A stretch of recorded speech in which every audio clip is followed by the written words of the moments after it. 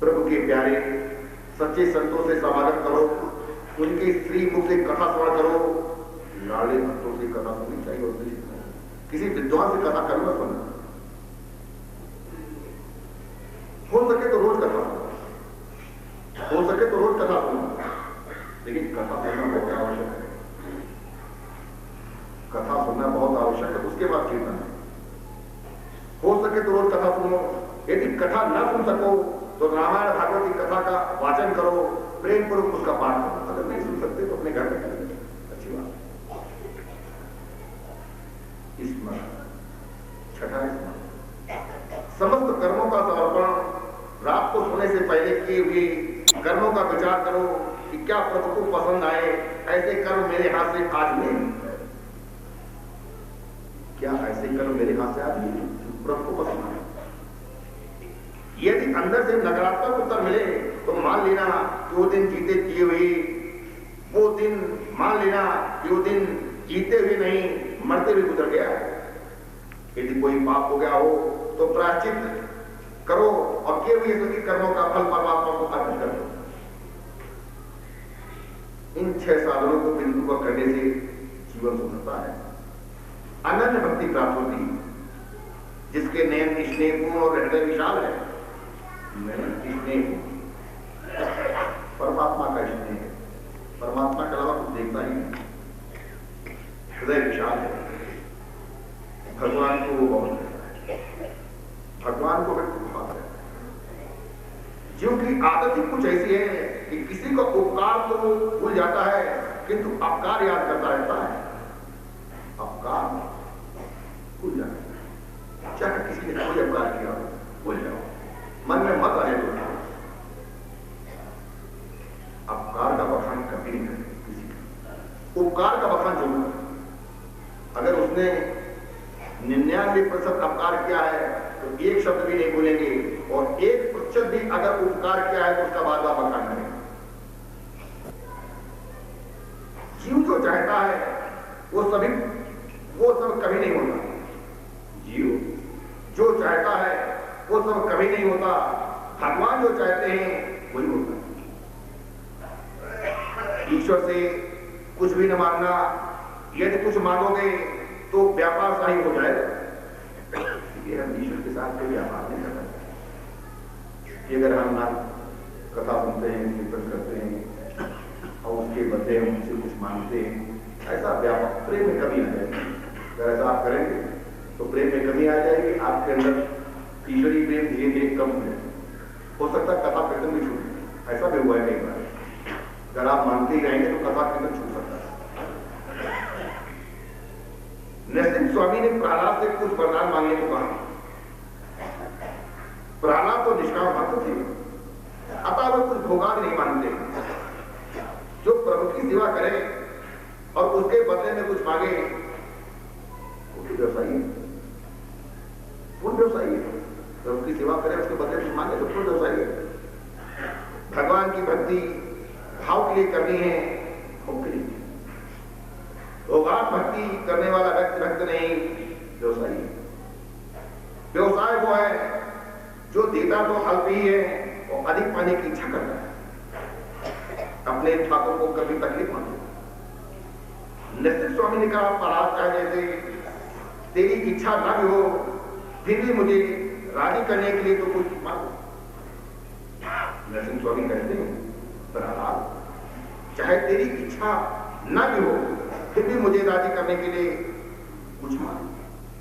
प्रहलाद कहते हैं, प्रभु मुझ पर ऐसी कृपा करें कि संसार का कोई भी सुख पाने का विचार मेरे मन में ना आए, किसी प्रकार की इंद्रिय सुख की भोगेष्मा मेरे मन में न जागे।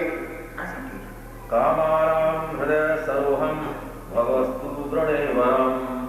मेरे हृदय में कभी किसी कामना का बीज ही अंकुरित न हो, मेरे हृदय में किसी भी कामना का अंकुर न रहे, ऐसा वरदान मुझे। प्रहलाद ने भगवान से जो मांगा था वही तुम्हें, प्रहलाद ने जो मांगा वही तुम्हें। प्रहलाद कामस नहीं, कामा नाम बोले थे, इंद्रिय सुख की मन में इच्छा ही नहीं जानी चाहिए। ऐसा सात्विक जीवन जियो कि मन में किसी सुख की वासना ही न जगे। वासना बुरी है। वासना के अनुसार विषय सुख का उपभोग न करने पर मन व्यग्र होता है, किंतु वासना को तृप्त करने पर वो और ज्यादा भड़कती है। सांसारिक सुख का उपभोग करने की इच्छा ही महादुख है। सांसारिक सुख का उपभोग करने की इच्छा ही महादुख है। जिसे किसी भी सुख की इच्छा नहीं, वही सच्चा सुखी है। सांसारिक सुख की इच्छा कभी ना हो पाए ऐसा समझना ही सुख है। सुख की इच्छा होते ही मनुष्य की वृद्धि शक्ति क्षीण होने लगती है। मन पर हमेशा भक्ति का अंकुश है। प्रहलाद ने वरदान भी कैसा, वासना की जाकर तेज का नाश करती है। तो ऐसी कृपा करो कि मेरे मन में वासना जागे ही नहीं। गीता जी में कहा गया है कि सर्व काम कर्मों का और सर्व इच्छाओं का त्याग ही संन्यास है, ऐसा महात्मा कहते हैं। काम्यानां कर्मणां न्यासं संन्यासं कवयो विदुः। जीव निष्काम होता है तो उसका जीव भाव नष्ट हो जाता है। जीव निष्काम होता है तो उसका जीव भाव नष्ट हो जाता है। फिर वो भगवान के साथ एक हो जाता है। जीव ईश्वर रूप बनता है। पूर्ण भी मुक्ति में बाधक है। विवेक से पुण्य का क्षय करो, विवेक से पुण्य का क्षय करो। मेरे स्वरूप का निरंतर ध्यान करो। पाप लोहे की जंजीर है, पूर्ण स्वर्ण की जंजीर है। इन दोनों को नष्ट करके ही तुझे मेरे धाम में आना है। इस स्तुति का पाठ करके मुझे और तुझे जो याद करेगा वो कर्म बंधनों से मुक्त हो जाए।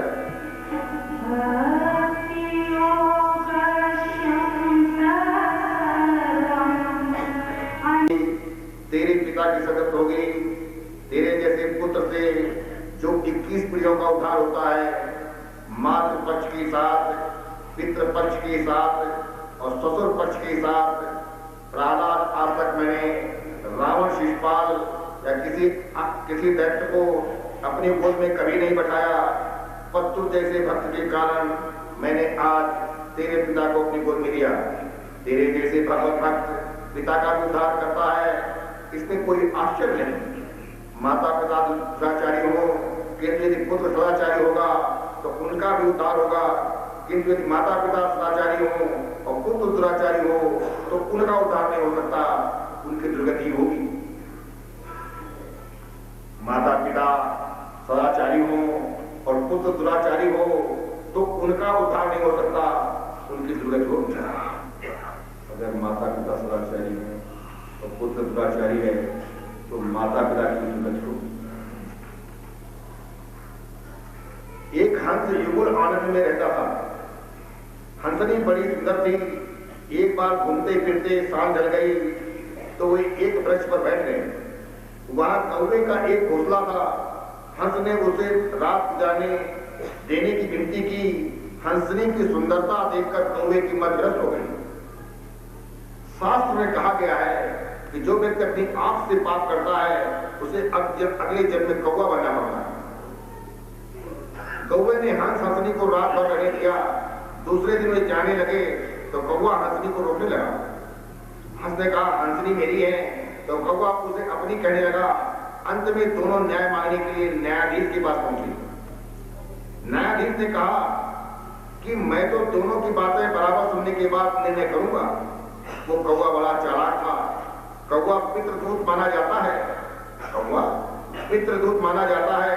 अतः वो न्यायाधीश के घर जाकर कहने लगा कि तुम्हारे माता पिता कौन सी योनि में हैं वो मैं जानता हूं। अतः तुम मेरा काम करोगे तो मैं तुम्हारा काम करूंगा। तुम हंसनी को मुझे दिला दो, तुम हंसनी को मुझे दिला दो।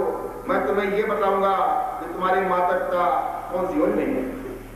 न्यायाधीश कौवे की बातों में आ गई। उसने दूसरे दिन न्याय करते हुए कहा हंसनी उसी की है जो उड़ता हुआ आगे निकल जाए। हंस की अपेक्षा कौवा अधिक कैसे उड़ता है। कौवा उड़ता हुआ हंस के आगे निकल गया तो न्यायाधीश ने हंसनी उसी के हवाले कर दी। प्राय आजकल के न्याय ऐसे हुआ करते। एक कूड़े के ढेर के पास ले जाकर कहा, कौवे ने उसे एक कूड़े के ढेर के पास ले जाकर कहा ये तो जन्म ही तुम्हारे माता पिता है। अन्यायी पुत्र के माता पिता की ऐसी ही दुर्गति होती है।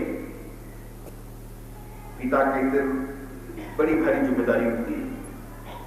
ये जो अपने पुत्र को संस्कारी बनाए तो उसका पुत्र ही बैरी बन जाता है। हो गया है और साथ साथ तेरी 21 पीढ़ियां पहुंच हो गई हैं। सुखदेव जी वर्णन करते हैं, राजन अब तो तुम्हें विश्वास हो गया होगा कि भगवान के दंड में भी करुणा है। भगवान जिन दैत्यादि को मारते हैं उनका उद्धार भी करते हैं। निष्काम भगवान का भाव से चिंतन करने वाली गोपियां भगवान मैं बन गई तो शिशुपाल क्रोधा भाव से प्रभु का चिंतन करता था, फिर भी वो प्रभु में हो गया। कंस के भय से प्रभु चिंतन करता हुआ प्रभु में हो गया। भगवान के ध्यान में गोपियां काम भाव से, शिशुपाल द्वेष भाव से, शिशुपाल वैर द्वेष भाव से, कंस भय से तन्मय हुआ था। अटल वैर भाव, वैर विहीन भक्ति भाव, भय स्नेह या अन्य किसी भी भाव कामना से भगवान में पूर्णता मन लगाना चाहिए। भगवान की तरफ से इन भाव में कोई भेद नहीं है। बात इतनी सी और यही है कि किसी विधि से भगवान से तन्मयता हो जाए, किसी विधि से भगवान से तन्मयता हो जाए। भगवान के द्वारपाल जय और विजय के 3 अवतार हुए हैं, हिरण्यकश्यप और हिरण्याक्ष। ये लोभ का अवतार था, ये लोभ का अवतार था। रावण और कुंभकर्ण ये काम और प्रमाद का अवतार था। शिशुपाल और दंतभक्त ये क्रोध और अभिमान का अवतार था। प्रहलाद ने अपने पिता के मृतदेह का अन्य संस्कार किया। ब्रह्मा जी ने प्रहलाद का राज्याभिषेक किया। प्रहलाद ने नरसिंह स्वामी को प्रणाम किया। नरसिंह स्वामी प्रसन्न हो गए। नारद जी ने प्रेम से प्रहलाद की चरित्र कथा सम्राट को सुनाई। कथा सुना रहे हैं लेकिन ज्ञान चाहिए। नारद जी सोच में डूब गए कि अभी धर्मराज दास क्यों है? क्या कथा के कथन से नारद जी ने पूछा, तुम्हारे मुख पर आनंद क्यों नहीं है? क्या चिंता है तुम्हें?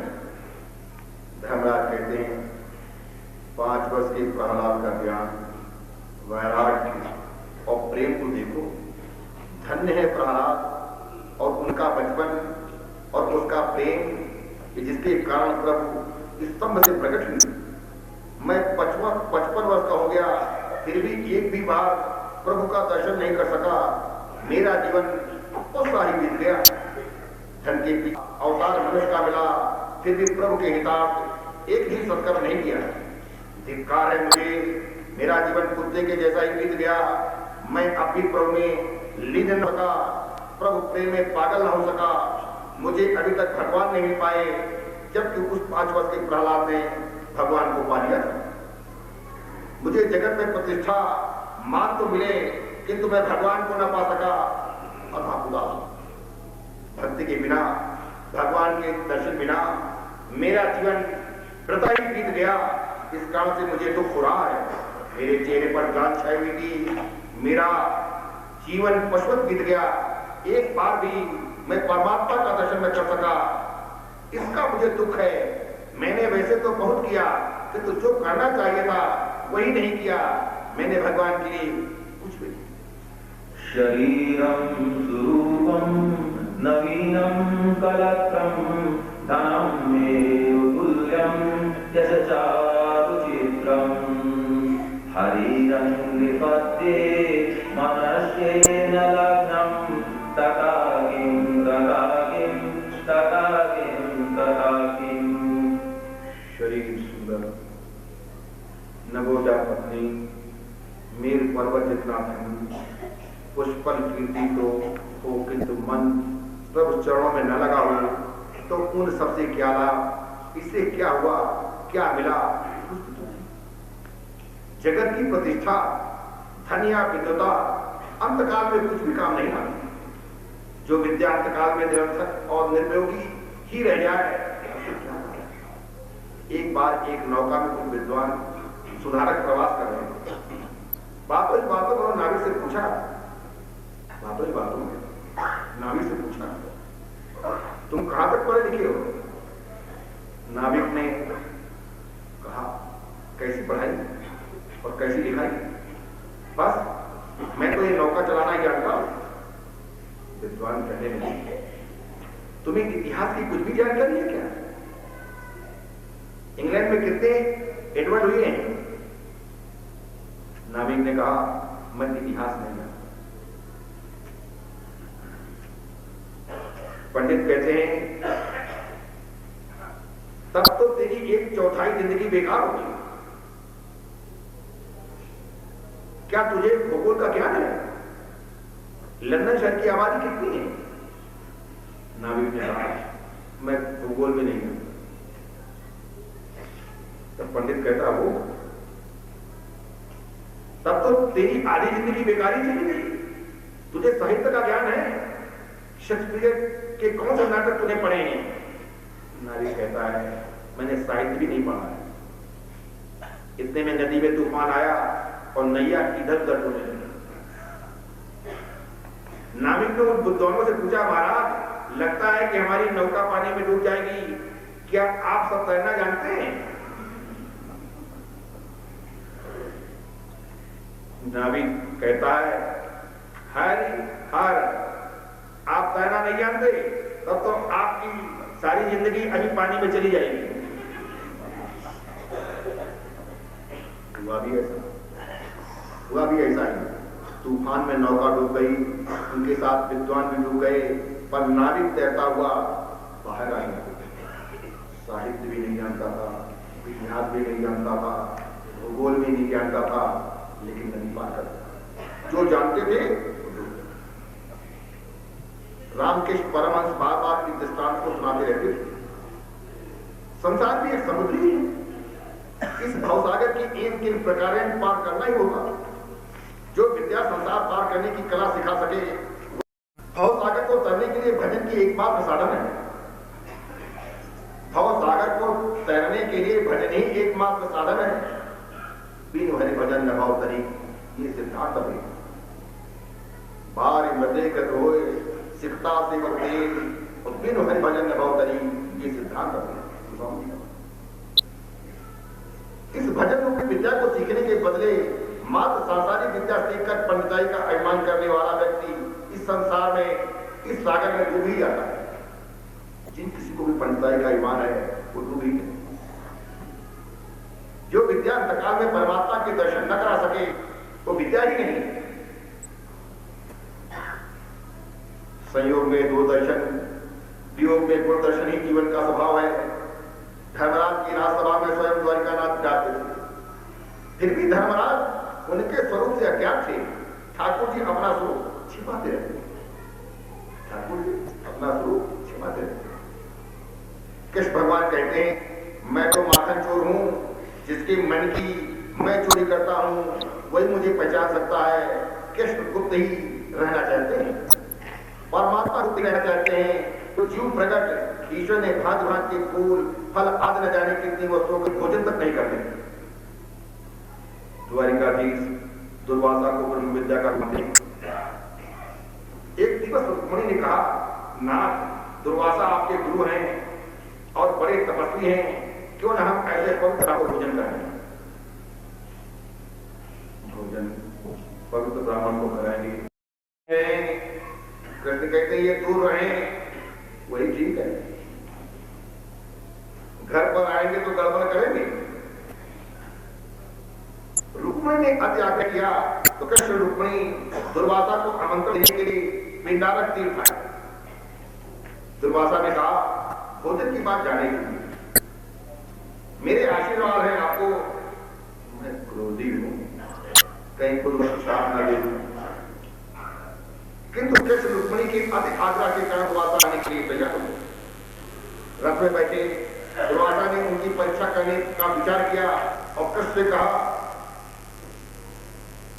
दुर्वासा कृष्ण की परीक्षा ले रहे हैं, आप सुनते।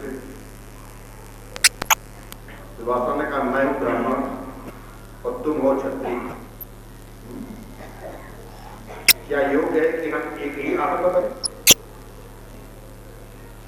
अतः इन बैलों को हटाकर तुम स्वयं को खींचो तो मैं आऊं।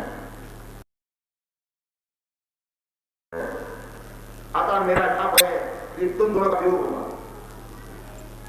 कृष्ण ने कहा कि आपका सिर साफ, सिर आंखों पर, किंतु आप मेरे घर चलिए। दुर्वासा को लगा कि मैंने श्राप देकर कुछ अंकित कर दिया। अतः उन्होंने कहा मैं 12 वर्ष के पश्चात आकर तुम दोनों का विवाह करवाऊंगा। नारद जी धर्मराज से कहने लगे, ये ऋषि हमारे यहाँ कुछ खाने या लेने के लिए नहीं आए, ये तो परब्रह्म परमात्मा के दर्शन करने के लिए यहाँ आए हैं। चिंतन करने पर भी उनके ध्यान में परमात्मा का स्वरूप आ नहीं सका, अतः उनका दर्शन करने के हेतु तुम्हारे यज्ञ में आए हैं कि नारद जी अब चुप हो जाए तो अच्छा है, अन्यथा वे मुझे प्रसिद्ध कर देंगे। उन्होंने नारद जी से कहा, नारद मुझे तुम प्रकट मत करो, अपनी कथा ही पूरी करो। अब नारद जी अपनी कथा अगली पाएंगे।